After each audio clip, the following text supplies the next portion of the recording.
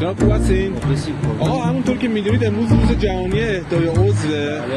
همونطور که میدونید آدم خب با یک کلیه میتونه زندگی کنه. به فرض مثال اگه هموطناتون به کلیه نیاز داشته باشن، شما حاضرید این کارو بکنید و بهشون اهدا کنید؟ آره چرا که نه؟ کار انسان دوستانه‌ایه. واقعا یعنی این کارو میکنید بخاطر هموطناتون اهدا میکنید یک کلیه رو؟ حتما.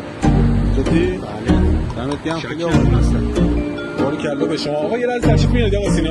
اسم آقا رو بنویس که کارهای اهدای عضو انجام بدیم. ایشون اوکی هستن که این کارو بکنن. فردا یکی نیاز داره که عمل انجام بدیم. یه دونه این کلیه این آقا واقعا خدا خیرت بده. آره فردا حالا اسم و فامیل مشخصه بگو ما چون قراره این کارو بکنیم. من یه چیزی گفتم حالا نمیدونم.